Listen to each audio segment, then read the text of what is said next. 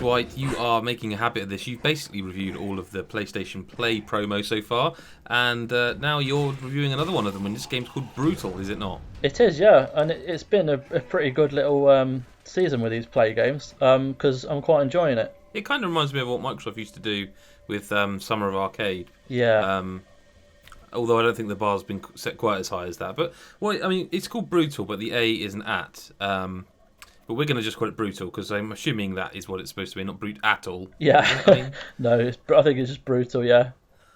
what is it? What the hell is this game? Okay, so it's basically like a dungeon crawler, kind of like a very old school feel to it. And it's procedurally generated levels, 26 in total. You have to go from 1 to 26, and somewhere in each of the levels there's like a little trapdoor which takes you down to the next level. Mm-hmm. As you go from level to level, it gets gradually harder, and obviously every playthrough is the same. But from the start, to be fair, it's not the easiest of games anyway. So you're constantly trying to, upgrade what's your back, all the kind of things you would normally do in this kind of game. So there's a crafting system, there's a leveling system. You can find weapons, you can unlock weapons, but they're not always going to be in the same place, and you literally, it's completely different. It's just really smart how they've done it, and they've kind of used these mechanics and completely changed it every time you play. So you could be doing really well for ages, and then you could make a stupid mistake like falling down a hole, and then you have to go right back to the start, which I did, which was very annoying. Or you could die within 10 seconds because you just swarmed upon by a load of these ogres with big bats, and you've got your fists. So it's quite smart. I'm sure people are watching this video can probably see, but let me ask you anyway. It's obviously it's a roguelike, but there's kind of more to it, and that comes in the form of the visuals, doesn't it? Yeah, yeah. I mean, the visuals they're beautiful. It's kind of like a mix between Diablo and Tron. It's very very kind of black and white levels, like a bit of I suppose like kind of like a drafts board or a chessboard. And there's kind of little bits of colour every now and again which kind of represent certain things. There's fire, there's ice, there's magic, all kind of represented by orange, blue, purple, that kind of thing. And it's just a lovely aesthetic. It kind of works well with it. And there's a ton of blood, and that's obviously just constantly red smearing across the floors and the walls and stuff. But yeah, it looks beautiful for saying it's very minimalistic. Because you're collecting the letters as well, aren't you? That that kind of tie into because the crafting is interesting in that you're collecting certain letters. Although they're not runes, it's kind of that kind of ideal in there. It's like you're collecting letters, and if you collect these 4, you can craft a sword. But then if you collect enchanted letters, you can enchant the sword, and then there's potions. And I quite like because the potions, I think, play into the roguelike thing where, like, so say you're playing through the game, I think there's like 5 or 6 colour potions, and after you craft one with all the stuff you pick up from the dungeons, like you can choose to drink it or throw it, because it could be a good thing, could be a bad thing. Like I think there's one that blinded me when I was playing it. There's one that's just like a potion, a healing potion.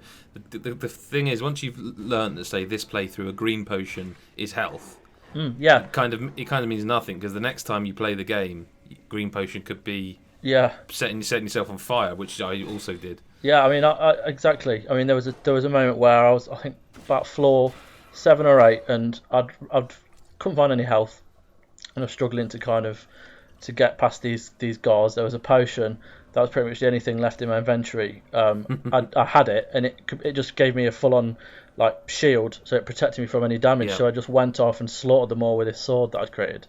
Well, we're talking about the actual creation of the sword. There's a specific code that I was looking into that they use, and I think it's called ASCII, and it's like it's where things are created by forming letters, and their shapes, and people like are made. Yeah, that's what the art style's built around. Yeah, isn't it? and I was avoiding saying it because I don't know if it's like because it's an internet word, isn't it? And I don't know if you're supposed to say it like ASCII or ASCII. Well, I was avoiding saying it just in case I looked a fool. But well, I was going to take the hit.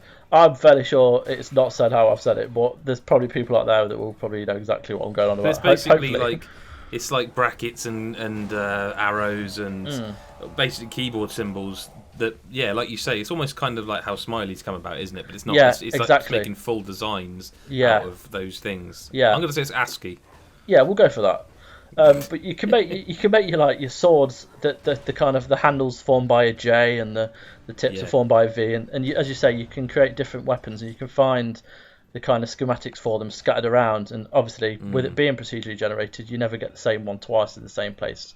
So if you get one on your playthrough, it's best to try and find those letters to build that, because the weapons are incredibly important, especially when you're coming up against like a massive kind of creature or like a horde of the zombies, because they keep respawning every second. You can't really take them out unless you've got the fire, and if you don't have fire, then you're screwed. So, because I had one really good run where I got like a sword within like the first few floors comfortably. Yeah. But it was early on in playing it, so I didn't really understand the game fully. So I spent a long time, just carrying on through the game and collecting the letters until I got enough letters to collect to make a bow and arrow. Yeah. Which I then realised, I am the wrong character class. I haven't unlocked the skill to use a bow and arrow. So I then sort of realised, there's skill unlocks here, like, as you level up.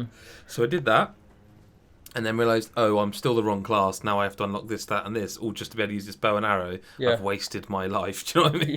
Yeah. That's kind of part of the charm. It's offering you a lot more ways to play. It's a lot kind of more in depth than other dungeon crawlers per se. But it's a good game, and it's kind of unexpected.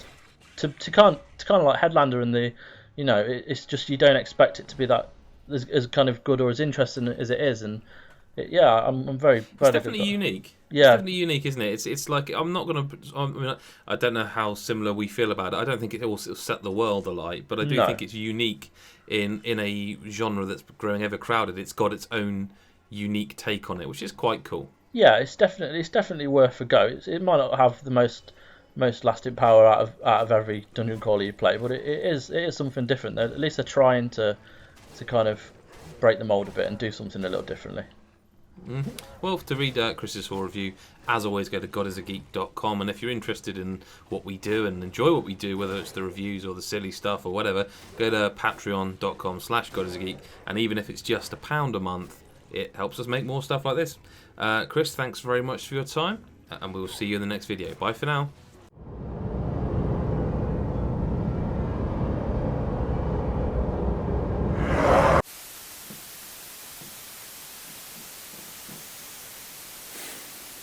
Should have backed the GodisaGeek Patreon.